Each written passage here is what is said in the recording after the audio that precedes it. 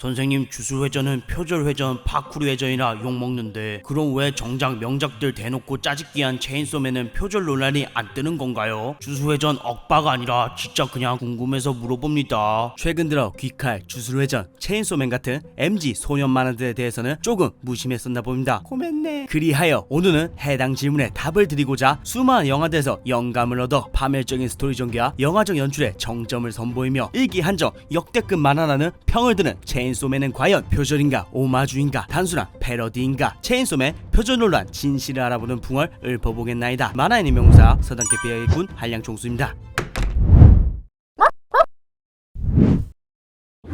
소년점프의 주인공답지 않은 그 누구보다 히어로답지 않은 신시대 히어로의 등장 체인소맨. 미친 설정 속 파멸적인 전개에 파이어펀치를 세상에 내놓으며 그런 신이야 파이어펀치 새로운 만신의 강림이다 라는 평가를 듣던 후지모토 타츠키가 2018년 12월 소년점프에서 일화를 선보이며 느슨해진 소년만화 시장에 다시금 파이어펀치를 먹인 문제작 체인소맨의 이야기는 주인공 덴지로부터 시작됩니다. 빚을 갚던 중 참지 못하고 아버지가 자살을 해버린 후에 빚을 못 갚으면 죽여버린다는 야쿠자들의 협박을 받게 된 덴지는 우연히 악마 포치타를 만나면서 그에게 죽어 그대로 편해지려고 하지만 정작 악마인 포치타가 부상으로 힘들어하자 덴지는 순간 아버지를 떠올리며 포치타에게 자신의 피로 살려줄 테니 자신 또한 살려달라는 계약을 제안합니다. 그렇게 악마 포치타와 동거를 시작한 덴지는 데빌헌터가 되어 열심히 말도 안 되는 금액의 빚을 갚아나갑니다. 하지만 제법 많은 시간이 흘렀건만 말도 안 되는 금리의 빚은 전혀 줄어들 기미가 보이지 않았고 덴지는 랄브와 장기도 바라보지만 여전히 빵에 잼 발라먹는 것도 사치고 여자와의 데이트는 밤하늘의 별보다 멀게만 느껴지는 궁핍한 나날들을 보내게 되죠. 그러던 중 좀비 악마의 힘을 빌리려고 했던 야쿠자들이 좀비 악마의 노예가 되어버렸고 그 정체를 몰랐던 덴지는 좀비 악마에게 조종당한 야쿠자 놈들에 의해 온몸이 토막나서 쓰레기통에 버려지게 됩니다. 그때 포치타는 덴지의 몸을 복구시키며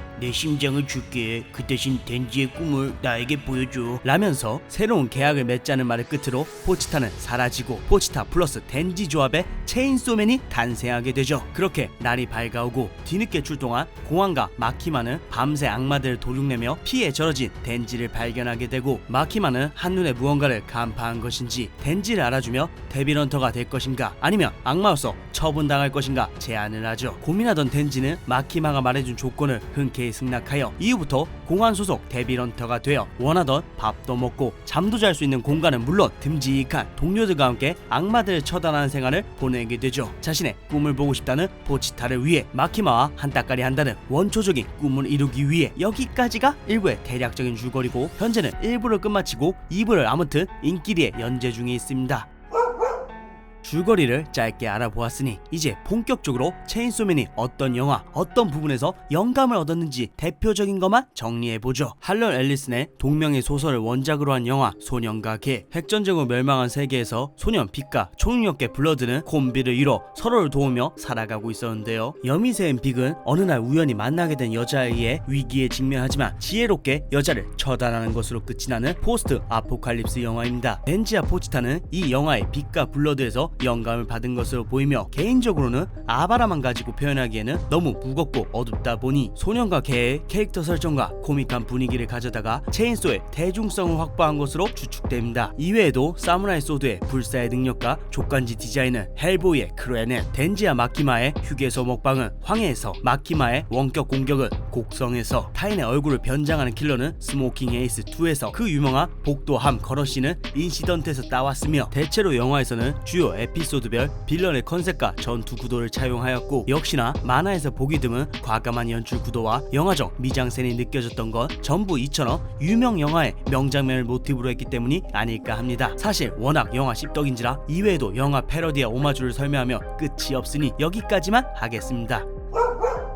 만화도 오마주하고 패러디한 것들이 너무 많기에 가장 영향을 받은 대표작만 몇 개 소개해드린다면 우선 가이낙스의 프리크리. 작가가 대놓고 사악한 프리크리를 목표로 만들었다고 밝혔던 만큼 플롯과 설정이 그냥 데칼코마니입니다. 평범한 소녀이지만 어느 날 갑자기 나타난 이상한 여성에게 빠따를 맞은 다음부터 머릿속 솟아난 뿔에서 로봇이 나오는 등 이상한 사건, 아니 특별한 일이 아닌 당연히 일어날 일이 발생하는 일련의 과정을 담은 게 바로 프리크리의 줄거리인데요. 갑자기 찾아와 야르 따뜻한 관심을 표하는 미스테리한 여성. 하지만 실제로 여성이 원하는 건 그 남자가 아닌 내면의 초월적인 어떤 존재라는 점이 체인소와 똑 닮았습니다. 두 번째로는 SF 만화의 거장 니에이치 토무의 단편작 아바라입니다. 작가가 체인소맨은 대중적인 아바라라고 직접 언급했던 만큼 주요 컨셉부터 작품 속 난해한 분위기 묘사가 정말 체인소와 똑같습니다. 우선 아바라의 주인공 쿠도 덴지는 인간과 시로가오나가 합쳐진 생체병기 쿠로가오나로 변신이 가능한데, 이러한 변신 연출과 컨셉, 디자인, 서사까지 체인소맨과 분위기 빼고는 거의 동일하다고 봐도 될 정도로 흡사합니다. 특히나 설정에 대해 어떠한 해설과 설명도 없이 밀도 높은 세밀한 컷 연출을 통해서만 배경상을 유추하게 하는 스토리 전개 방식과 극도로 난해하며 밀도 높은 컷 연출이 아바라의 대표적인 특징인데, 타츠키는 이런 전개 방식에다가 자신의 영화적 연출 기법 한 스푼 더하여 체인소에 녹여냈다는 것은 두 작품을 비교해서 읽어보면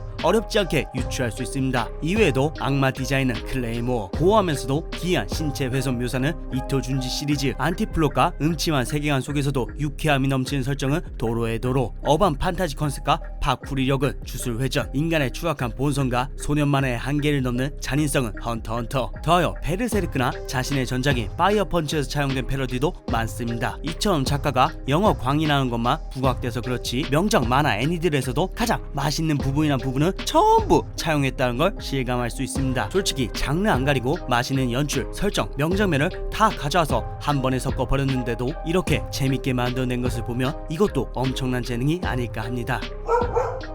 영화에 미친 작가 타츠키는 차세대 만신인지 아니면 그저 트레이싱의 악마인지 Q&A로 마무리해보죠. 체인소맨은 그래도 좀 특별하지 않나요? 귀칼, 주술회전, 체인소 이 세 개의 작품들이 주로 묶여서 냉철한 독자들에게 작품성을 평가받고 있죠. 물론 저 역시 개인적으로 이 중에서 가장 독특한 건 체인소라고 생각합니다. 지금껏 본 적 없던 천박한 성향을 지니 푼돈을 벌고자 자기 라이브도 팔고 빵 쪼가리에 잼 발라먹기, 예쁜 여자랑 야스 해보기 등 인간 본연의 원초적인 욕망만을 쫓는 안티 히어로형 주인공 덴지가 수놓은 서사와 뻔한 예측을 모조리 뒤집어버리는 반전 전개로 독자들로 하여금 그는 신이야를 울부짖게 만들었으니까요. 그래서 가장 작품성이 뛰어나거나 가장 재밌다는 건 개인차가 있으니 단정짓기 힘들지만 가장 개성 강한 독특한 작품인 건 맞다고 생각합니다. 다만 모두가 인정하면서도 반전 넘치는 뻔하지 않은 결말을 내면서 전작에서 저지는 과오를 청산한다면 이번에는 정말로 차세대 만신으로 평가받을 수 있을지도. 이번에도 작가놈이 체인소맨도 파이어 펀치 해버릴 것 같나요? 1부까지는 특유의 안티플롯 속에 파격적인 전개와 개성 강한 캐릭터들 토대로